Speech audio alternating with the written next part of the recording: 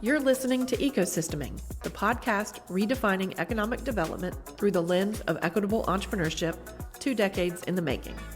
Join NC Idea's Tom Rue as he engages with entrepreneurs and experts who are challenging the status quo and driving lasting change. Hello, listeners of the Ecosysteming podcast. Today, I have, a genuine pleasure to speak with Liz Brigham, who is the W. Spencer Mitchum Executive Director of Innovation and Entrepreneurship at the J. Hurt Hub for Innovation and Entrepreneurship at Davidson College, which is a facility where campus and community collide to spark vibrant technology, innovation, and entrepreneurship in the Lake Norman area. Liz, thank you so much for joining us today. Oh, it's my pleasure, Tom, to be with you today. As has been the case with these interviews, I have the good fortune of knowing the person we're speaking to, which is why if you were seeing the video feed right now, you'd see this grin I have from ear to ear because, frankly, I was so excited for today's conversation. But for the benefit of those who may not be as familiar with you, would you mind just kind of starting with some biographical background information on yourself? Sure, absolutely, Tom. So I like to say that I'm a builder. And I operate with 3 main credos that ladder up to being that builder. The first is that empathy is currency. And I know we're on an entrepreneurial ecosysteming podcast. And so a lot of people think of currency as a transaction. I am a nerd for etymology and took a lot of Latin growing up. And so if we go back to the original definition of currency, it actually comes from the Latin word curare, which means to run. So I see empathy as the flow between 2 people, and that's the current of a river. That's my first credo. The second is it's kind of fun to do the impossible, which is not my quotation. It's a Walt Disney quotation. Once you work at Disney, the Disney never comes out of you. But that is something that I've always had at the top of my mind. And then the third part of this is a social awareness which impels to action. And that also comes from my upbringing in the sort of Sacred Heart tradition in St. Louis. It was a bunch of really strong educators that I owe so much to, but always thinking about how do you have a social awareness, a community awareness that ultimately drives you to some action. So those are my 3 main credos. I always like to start with those sort of lived values that I have every day. And then just quickly from what's my resume? Where have I been?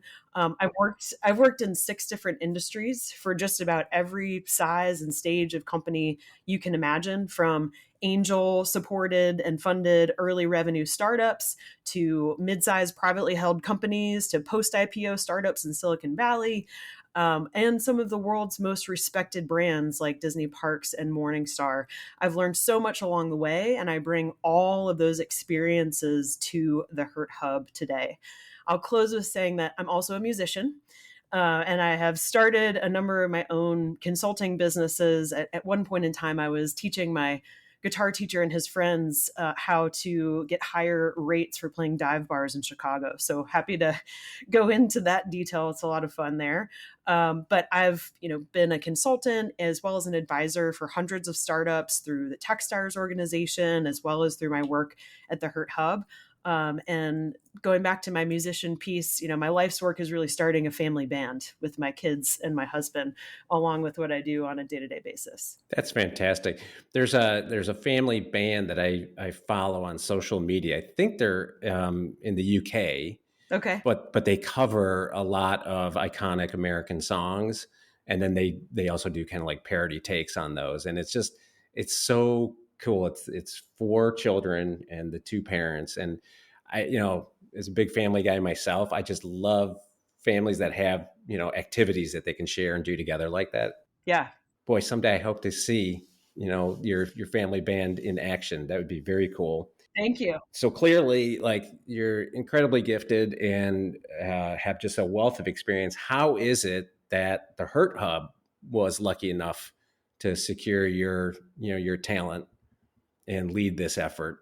Well, thank you for that question. Actually, interestingly, I will say I have been the biggest Davidson advocate basically since even before I matriculated. So I am a Davidson alum. Throughout the last 20 or so years, I've run alumni chapters in every city that we've lived in. I've fundraised. I was very fortunate to receive a full scholarship to Davidson. So I've been part of a family within that scholarship that gave me so much. I feel such a deep responsibility to give back. And in the summer of 2020, I saw my predecessor tweet that she was leaving. And I said, well, that's interesting. At the time, my husband was working for a major tech startup, or not startup, but tech company that we all know quite well. And they were saying, you can live and work from anywhere forever.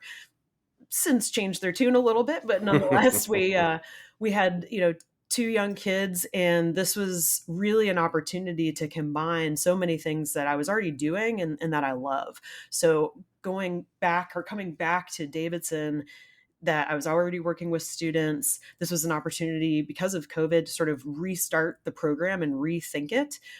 Going back to my headline that I'm a builder.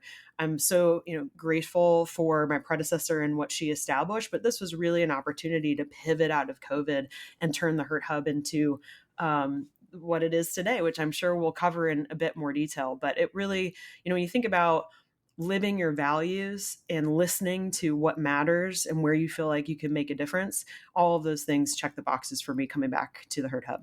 That's great. And boy, are they lucky to have you back. I'm, as I suspected would happen in this conversation, so many of the things you're saying will spur thinking in my head. And when you opened with, empathy is currency, I've had a similar epiphany, going back to my time at the Kauffman Foundation, where I had this realization. I was giving a keynote speech at a very large event in Kansas City. And I looked over, the hundreds, close to 1,000 people in this airport hangar, which was a very cool space to do an event. And I kind of blurted out, like, I think community is a new form of currency, but not in the enlightened Latin extension that you looked at it, but in the form of how most people would think of it as values, cash, right? But like in a non-cash way, because as I stood up on that stage, I was looking at people like, oh, I know you're an investor and I know you're a founder looking for money. And this community we have built just have put this wonderful connection together, this collision of networks, right? And we were starting 1 Million Cups, which is the franchise that my team put together that's now national. And, I remember we'd have these early stage founders get up and say, I'm struggling and this and that. And in the close, if you ever done 1 Million Cups, you know that it's a community ask. How can we support you, right? And we'd have these spontaneous moments where this young guy was like, literally, he was doing well on his way to a 7-figure business out of his mother's basement, and said, I need space. I have to move out because the neighbors are now complaining that UPS drivers are showing up at the house, a dozen times a day, dropping off and picking up packages. And this elderly gentleman sitting in the back just stood up and he said, I got 3 warehouses down in the River District, downtown Kansas City. They're empty right now. Kid, you can have one for a year free, and then we'll see where it goes from there. Wow. Right? Like stuff like that. And so it has value, is akin to currency, right? But it comes from and it's extracted from the community. Yeah.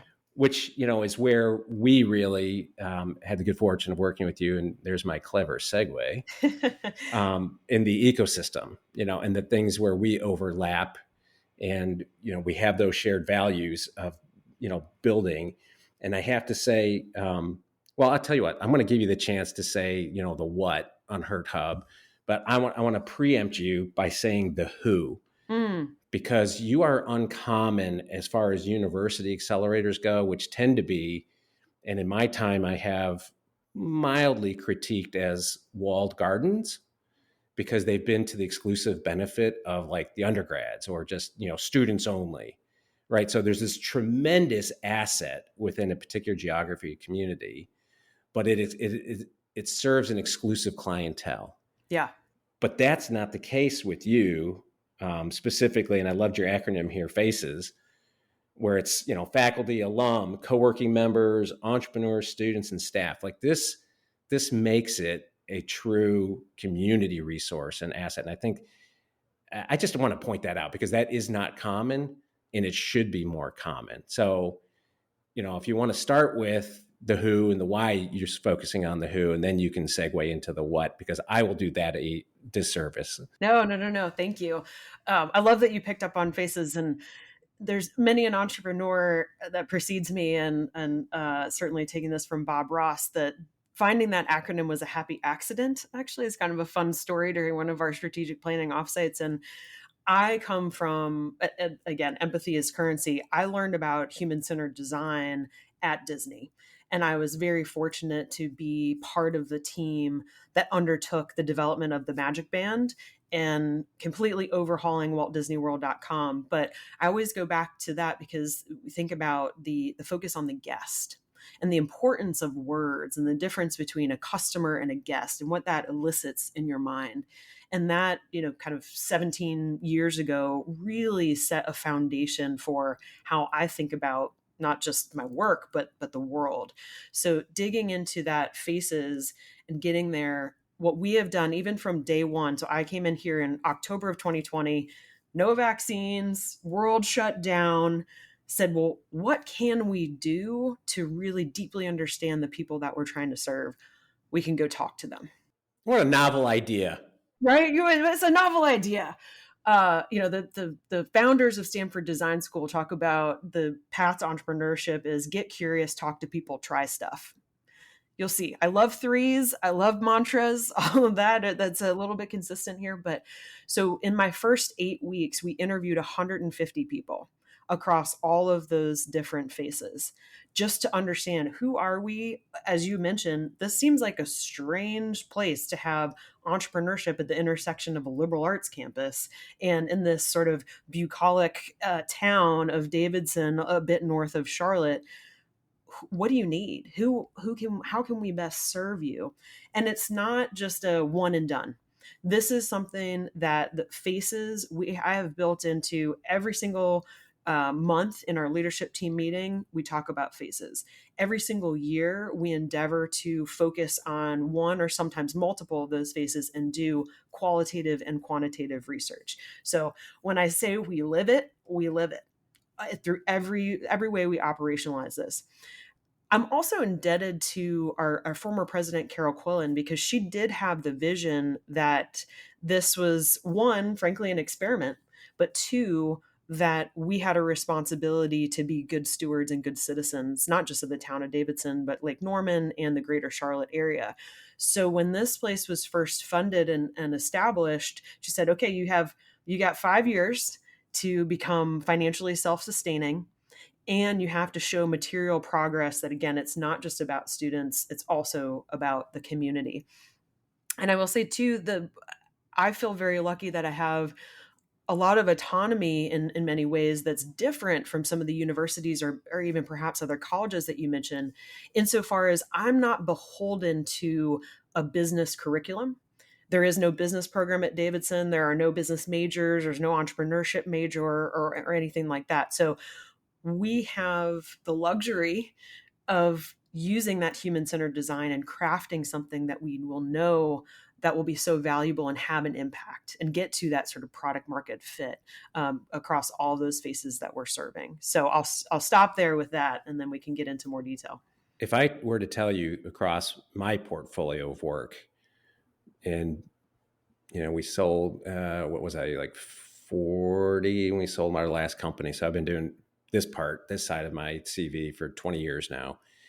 How would you react if I told you that some of the most innovative things in entrepreneurship that I've seen across campuses happen at liberal arts colleges? I wouldn't be surprised, actually. Yeah.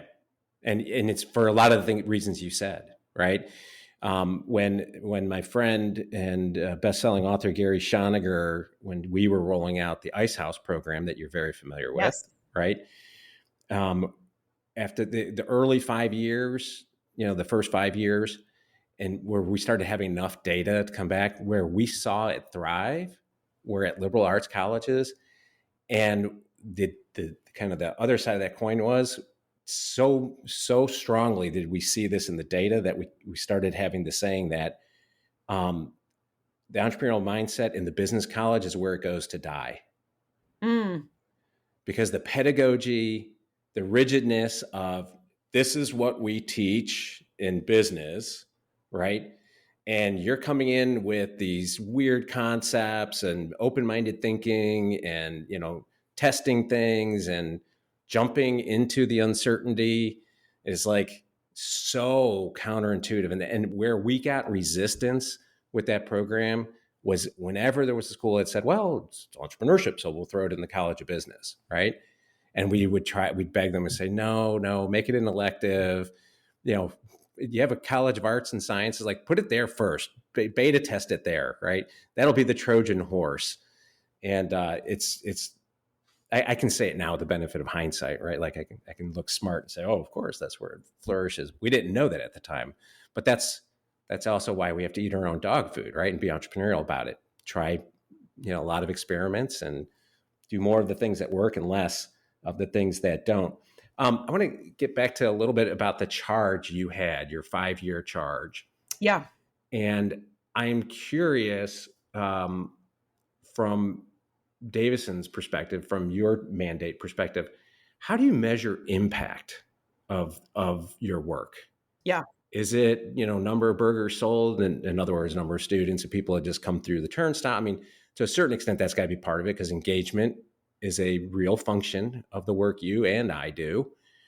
But beyond that, how are you being measured and what would be a big win for Davison in your portfolio of work? When I came in, again, I come from a world of mostly tech, product management, product marketing, a lot of those kind of frameworks and structures. Objectives and key results sort of burned into my brain and how I like to run teams. So I think a lot about what are the inputs, what are the outputs, and what are the outcomes. And you might use a proxy of outcome to impact or somewhere along that spectrum. So we think about every single year is looking at, okay, what are the objectives that will guide us across everything that we're doing? And then how do we break those down into smaller chunks that we're looking at quarterly? So as an example, one of the objectives that we have is to provide exceptional human-centered experiences every single day. So going back to my mantras, right? I have like Please. we have 5 objectives. That's one. We co-create that as a team together every year. Now we started those when I had a team of 3, and now we have a team of 14. And they have evolved and changed based on that market research and the inputs and the feedback that we have gotten. But then we look at and we say, okay, what are the just like SMART goals? What are the measurable, time-bound activities that we can ladder that up to providing exceptional human-centered experiences every day that we can hold ourselves accountable to? And I will say too, what's been interesting is just in the last several months, we've been working on as a team is defining excellence. It's one of those words, sometimes like innovation, that you know it when you see it. It's fungible. Right? It's fungible. What does that come out to?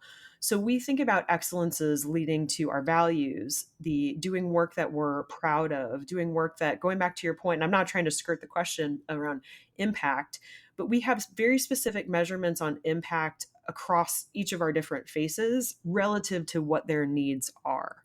So, for example, with an entrepreneur, we might be looking at numbers of jobs that they created. How are we a catalyst for them in getting started and not just creating the job for themselves as they're starting as an LLC, but as they grow? What are some of the other things, be it mentorship, educational programming, additional capital, that we know are the core ingredients to success that we can support them along the way in creating those jobs or getting a patent on particular IP? So those are some of the harder sort of outcomes or impact that we're driving there.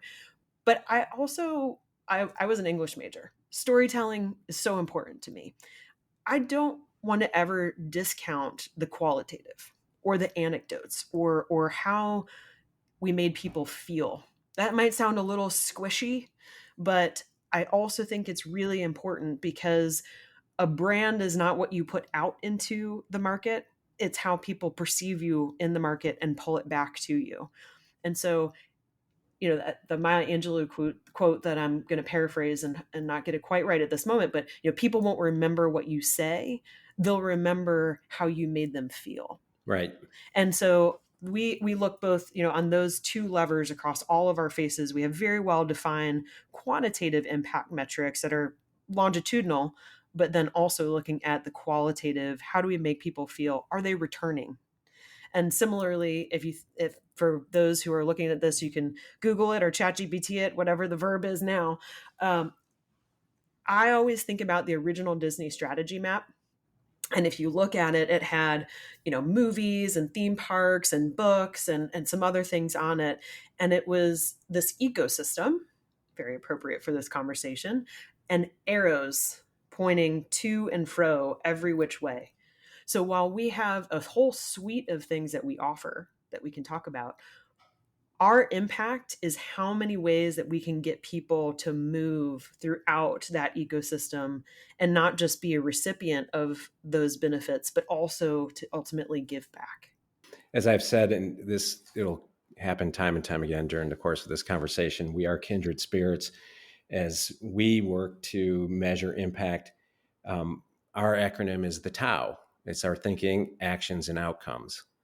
And so we kind of co-opted as not so much a Zen philosophy, but I mean, it shorthands well for TAO, and it kind of keeps us on point and understanding the same. It's jobs created by the companies we fund, money that they've raised, acquisitions and exits, all those kind of things, but not underselling everything else that produces for the community. And it's a privilege, to do this work. And I'm sure you feel the same.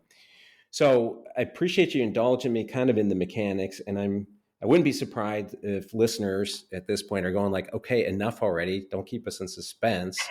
What does HERT do? Like, you've already asked now the whys and for whom. Now let's talk about the what. We have had the good fortune to modestly support some of your programs and be involved. And I hope that's something that will only continue over time. I think there's some urgency at the moment around applications for the Nisbet Fund Challenge right now. I guess I just led the witness. I didn't mean to start you on one of the programs, but why don't I just give you the floor to talk a little bit about, everything that the very impressive portfolio that you're working on there. Yeah, no, I appreciate that. And we're so grateful for your support. Actually, a fun fact, the first grant I ever wrote in my life was an NC Idea Engage grant. Oh, that was brutal too, wasn't it? That must have taken you, with your background and skills, that could have been almost 12 minutes to fill that out. I won't answer that question, but thank you. I appreciate you saying that. And so, yes, we've been very fortunate to be partners since 2021. So thank you for that support. So we provide access and exposure to innovation and entrepreneurship for all. And that for all piece is very intentional. We focus on those who have been under-resourced or in founders who have not historically had access to the main things that we provide. And that is educational programming, both in person and online. And I'll talk a little bit about those in more detail. We provide small business consulting and startup consulting across a wide range of things. We also provide a mentorship program, so a very comprehensive group of mentors, both ours as well as in partnership with Launch CLT, who's been a partner of ours since the very beginning, which is great. And then we also run a co-working facility. So we've got a little over 200 members. That number fluctuates daily. So I just say over 200 so I'm not out of step. And that represents about 140 businesses that are physically in our space. So kind of going back to what we were talking about before, we celebrate purposeful serendipity, because just like that story of the airplane hangar situation where somebody, raised his hand and said, hey, I have this warehouse. We also talk about, well, who are you going to bump into at the, Summit Coffee Station in the front in our lobby? So those are the main things that we're offering all day, every day. Again, not just in person, but also through online channels. It's that I keep coming back to community, right? It's building that place where the collision of networks happens, where the sharing of knowledge, happens, I think I was blessed very early, even while I was still in college. I was a Air Force ROTC scholarship recipient, and as such, that meant I got one of a few jobs at an airport, county airport that was right by our little college there, and there would be these retired Air Force pilots that would hang out every day. Every day, they'd come in. It was like clockwork, and the nostalgia was, cool and had value of that. It was like a living documentary. But, as young pilots came and went, like the passing of knowledge that happened, and experience, and that shared experience and what that does just for esprit de corps and confidence and everything else. Again, those are hard, those are squishy, but you can't discount them just because you can't quantify it to the third decimal place. Right. And it's wonderful that you're doing that. And I would imagine, and I know we can't control for COVID, right? So, because you started during, and then we all came out together, came out of COVID, so to speak. Although I will point out, we might be done with COVID, but it's not done with us. Sure. I would imagine, though, your work and the center itself is probably changing the culture on campus, or let's say impacting the culture on campus. Would I be right in that assumption? I think so. Of course, I'm biased, but I'll give you a couple specific indications of it that I see. One, from a student perspective, once we got out of all the COVID protocols regarding tours and other things like that, we've given hundreds and hundreds and hundreds of tours. 2 years ago, and we're only 7 years old, right? Or 6.5 years old at this point. 2 years ago, I had a student walk in the door and said, "I'm here because of the Hurt Hub."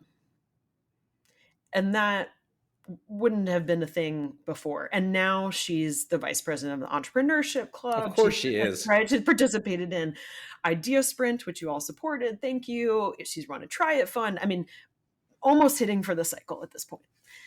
So that on one hand. The second piece around faculty, and I will say, again, coming in some of those initial interviews with faculty that we did, it was a wide spectrum from wholehearted supporting, earliest adopters to not sure why you're here and what you're the resistance force.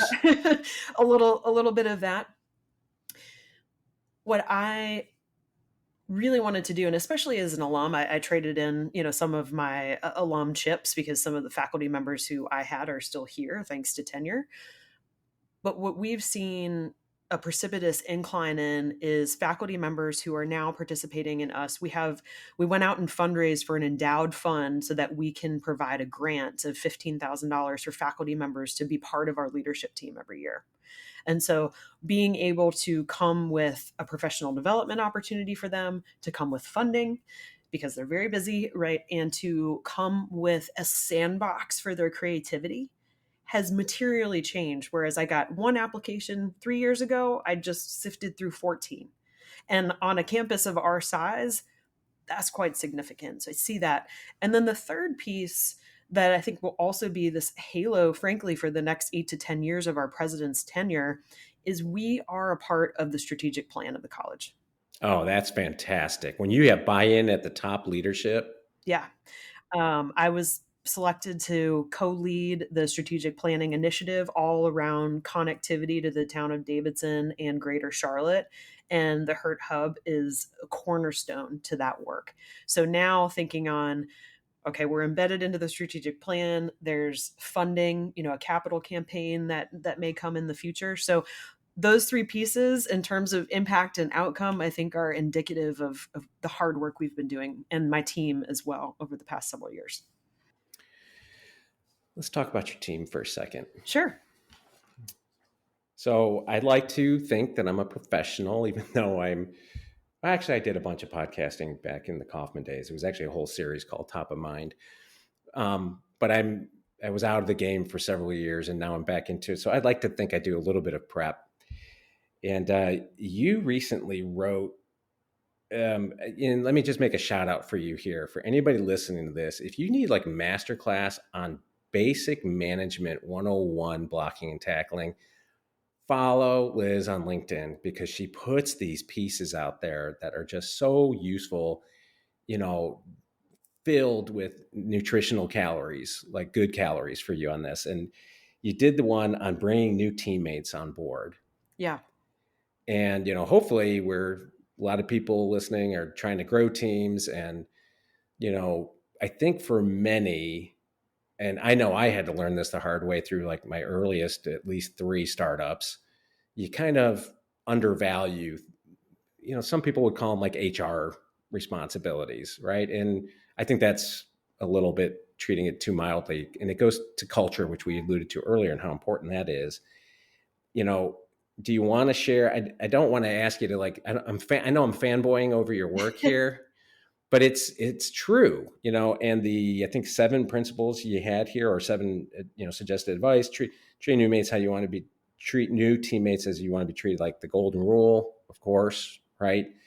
But other things in here, I mean, I don't want to put a reason for it. I mean, this is just like the right stuff to do, but I would also say it's the smart thing to do because of productivity and turnover and all of that. Do you want to expand on that at all, or? I do, and thank you for indulging me because I'm actually writing a book, Tom, on this on this exact topic. So I have had the privilege of leading teams for 20 years, and across 6 different industry verticals. I've led about 70 or so people directly at this point.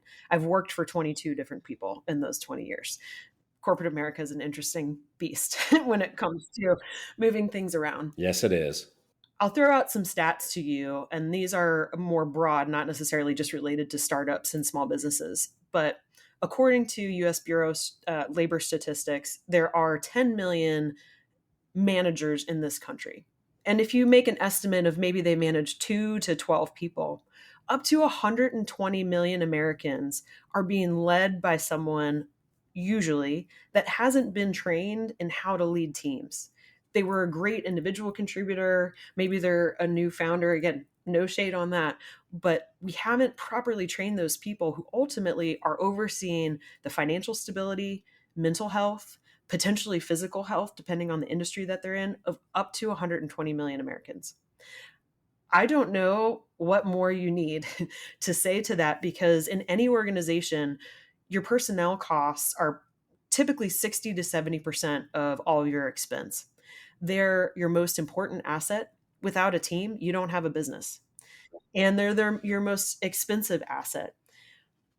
I love everything that we're doing, but the celebritization of founders, I think, also discounts. What? Come I on. know, discounts the work of the team. So onboarding, because I've been in so many software companies and we think about product-led growth, and you hear about the onboarding, how much time is dedicated to looking at all the stats and building out that user experience. Why are we not doing the same for our most important and most expensive asset? I don't know if I can follow you on that. I mean, are you suggesting that Elon and Zuckerberg and Bezos, it's not just their brute force and charisma that's building these companies? It's almost like you're suggesting there's people behind them that actually get the stuff done. Shocking. I know, it's shocking. It's shocking. So yes, so I am stalwart, and even within my team, we have gone through so many iterations. I've developed 30, 60, 90-day plans along those 20 years that I've led teams. But it starts with recruiting. How do you write the job description? Are your values in the job description clear as kind? Are you putting out there exactly what this individual is doing and what the work is and the culture that they're coming into? We use a thing called best practices for working with me guides. And that is an opportunity for you as an individual, Tom, to say, here's a little bit about my background. Here's what makes me tick. Here's what really ticks me off. Here's how I prefer to receive feedback. And here's what I'm really excited about. That provides the framework for, when you're first getting those one-on-one meetings and getting connected to people, and then pulling that into a team charter. So again, I think what we see so much in the entrepreneurial space is businesses sometimes fail because co-founder disagreements. It wasn't written, it was a handshake. It wasn't documented on roles and responsibilities and all of these things. this is not rocket science, right? This No. can all be mitigated, but it goes back to human-centered design is not just for your product. Human-centered design has to be for your team. Yeah, I had a former partner that taught me at a very early stage in my career that if we can agree to it, we can write it down. Right. And so if we later have a different memory, then let's check tape. Right. And that's what we wrote down. But that has served me so well later in life where people have resisted codifying what they've agreed to verbally. And it's like, this is just good practice. Right.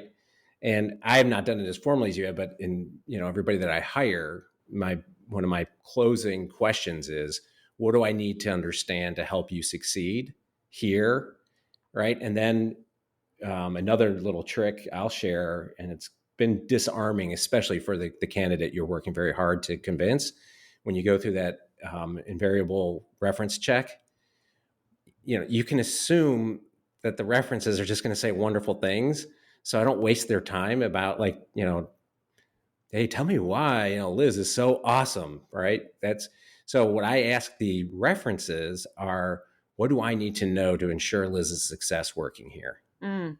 From your vantage point, what you know of her and how you've interacted with her over the years, what advice can you give me? Like, what really pisses her off, right? Like, what gives her satisfaction? How does she best, and invariably that feedback from the reference makes it back to the candidate. And I can't tell you how many times after I've hired, made a particularly good hire, and then, you build the rapport, and a couple months have gone by and say, so like, what did it for you? Why'd you select? And it's been on more than several occasions where somebody said, well, when you checked my references, they were saying you wanted to talk to them about how, you and the organization, it wasn't me only personally, but like the organization as well. What do we have to do to make sure you succeed here? So somebody that's thinking, an organization that's thinking at that level, I want to be part of that. Yeah, absolutely. Just to build off of that, another question that I ask in that context, and then I'll tie it back to the 30, 60, 90, is we all have growth mindset.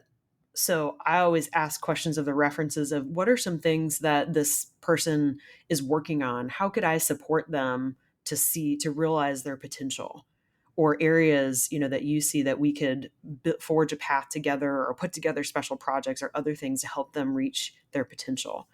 And then that translates into, in the first couple weeks of onboarding, I sit down with the new hires and we go through line by line of the job description. And I have this rubric of, are you a learner, a practitioner, or a teacher? And they do a self-assessment. And then we have a conversation about, great, let's look at those areas where you're a learner or maybe a practitioner. What's a win that we could get to in the first 90 days in the scope of your work that will help move you from a learner to a practitioner or practitioner to a teacher? So it's very defined, it's co-created, and then we have definitive metrics tying back to those OKRs at the end of the 90 days. Oh, that's very cool. It's again, similarities. It's just ridiculous. So we use traction in the EOS model. Uh-huh. So everybody's got their quarterly rocks. Every Monday morning, staff meeting, all hands in person, where we review publicly. Here are my rocks. Here's Amy's rocks. Here's Ben's rocks.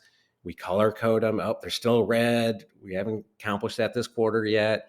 It just allows so much benefit to everybody understanding, what their cog in the overall wheel that we're trying to, that's a bad metaphor, like what their role is and how it all contributes.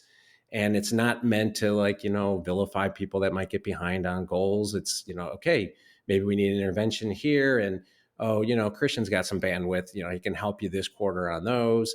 And we've got each other's back. But I'll tell you what it doesn't let you do. It doesn't let you hide, right? When you have accountability that's reviewed weekly, it's hard to hide. But before we do all that stuff, we kick off every week doing the corny thing and recapping our weekend, which has been a wonderful little, practice and has, I think, shared restaurant tips and movie premieres and great parks and hiking paths to take. And it's funny when we have, it's been a while since, we've added somebody to the team. Our latest hire, Carlo, who I think you've already met because he's leading our mindset. It was funny when, he had to sit through his first couple, and if you're uninitiated, you look around and go, really? Like, the kids and my wife and I, we went to go, he's got young kids, and like, yeah, we want to know that, right? Because it reminds us all that there's a bigger thing, than just this work. And I just think it adds to culture. And I apologize, I went down a little rabbit hole there. No, it's good. I mean, you're more than your title, is what we like to say. Oh, that's good. You're more than your title. And even in our Slack channels, I don't know if you all use Slack, but we do a knowledge share channel. We have a random channel. We have a yet to be established, but I'm going to kick it off today, of like new music, we're listening to channel and other things. So it's very much, we want to be a part of everybody else's life to the extent to which they want to share, obviously, but that it is important to recognize they're here doing really hard work, but there's so much more. Yeah. And again, we use Slack. Yes, we have specific channels. We don't have the music channel. We have the miscellaneous. We have news. We have social media, because whenever we're also, we're always scattered in the wind in some part of the state. So we share assets on, photos and things like that. Yeah. It's no wonder I asked, Amy recently had a chance to visit with you, and I said, what do you think? And she's like, oh, she's one of us. Oh, that's the highest compliment. Thank you. I totally understand that. And speaking of one of us, I like to wrap these podcasts up doing a little social networking engineering. If I were to ask you how many mutual connections we have on LinkedIn, now, if you've listened to any of these previous, you may have already preempted me on this. And you strike me as somebody who's prepared. Yes. So you would know that we share 173 mutual connections. Yes, I appreciate that. I was a little bummed because I think the last episode I listened to, it was 400 and some odd with the person that you had on. I was like, well, okay, there's always room for improvement, growth mindset. I look for quality over quantity, right? True. I mean, my highest, I think that I know to date, is Professor Ted Zoller at UNC Chapel Hill, and I think we have 1,200 shared connections. But because we overlapped for so many years at the Kauffman Foundation, if you actually looked at the geographic distribution, that's global. So it's like, yeah, we have shared connections on the African continent and throughout Europe and other places. And let's be honest, right? I think I got 70, it's over 7,000. Like, how many of those, do I really know? So to that point, if it's only, and I'm using parenthetical quotes here, if it's only 173, there are people like Jose Alvarez of Prospera and Laura Smales, who, we fell in love with when she was at UNCC, now at Everblue. These are quality people, other members of the tribe, and Laura, I get to see every day because Everblue is headquartered at the Herd Hub. That's what I understand. That's why I call her out. And she's been such a great partner. I'm going to have to get her behind the microphone here in the not too distant future. And I think that, I want to give you a closing question so you can reflect and send us out on. It speaks to, and it's the theme, so not too cornerly, I'm bringing this back to, ecosysteming. What's your perception of this thing of ours, this ecosystem we've built? You were at the summit, you were sharing the incredible work you're doing with, the Ice House program. You've been a trusted ecosystem partner. Surely you've seen it evolve in your tenure, at the Herd Hub. Anything you want to share with us as we fade to black, so to speak? Sure. Yeah. And I will say I've been a part of startup ecosystems in Chicago, LA, Portland, Oregon, and now Charlotte. Everyone has its own different flavor, and frankly spent some time in Silicon Valley as well. And I know some of your previous guests have mentioned this, but I think the focus on collaboration is really strong. I've never had an instance where somebody says, oh, I'm not going to answer that phone call, or I won't get on the Zoom with you, or anything like that. It's very much a yes, let's talk, let's learn from each other. What are we doing? That said, I think we have some opportunity to forge stronger connections, and particularly in Charlotte. Geographically, we're pretty spread out, and I'm, North Mech, and it's, excuse me, a 20-minute drive down into Charlotte. Nonetheless, how do we think about not just supporting founders and the other ecosystem partners at sort of the inception or the beginning stages of the idea, but how do we really continue that on in the life cycle of those businesses? And in particular, connecting to some of the well-established corporations here that we have in Charlotte, as a vendor, or excuse me, a customer of some of those startups. I think that is kind of the missing key, at least for us here in Charlotte, is that connectivity to corporate. Yes, they've been very grateful with foundation grants and other things like that. And of course, we're recipients of that. So very grateful for those. But how do we make that pathway to considerable growth through customers? Because revenue is always the best source of funding. No, I couldn't agree more. And I don't think it's endemic just to the Charlotte, the great country of Mecklenburg. I think it's here in the Triangle. It's, the Triad, I think, is making some progress there, out on the coast, and the Wilmington, work that's there. I think for me, and this will probably be a topic of a conversation we can have at a later time, is, what's the value proposition that our community can make to the corporate community? Right. And so, like, why should they care? Why should we command any of their attention and, dare I dream, resources, right, to expand and make those connections? Because I do think it's our responsibility to convey. They've got companies to run, right? So, like, we have to make the argument to them, and maybe that's a great thing for us to take up as our next challenge. But thank you so much for sharing this masterclass with our listeners. I feel so privileged and blessed to have this relationship with you and the hub and the work that you do. And we feel lucky that we've been able to support it and look to do so, well into the future. And with that, I thank you. Thanks, Tom. Stay connected with NC Idea on LinkedIn and Facebook, and subscribe to our newsletter for all the latest as we celebrate our 20th year. Catch new episodes of Ecosysteming every other Tuesday. Thanks for tuning in and being a part of this thing of ours.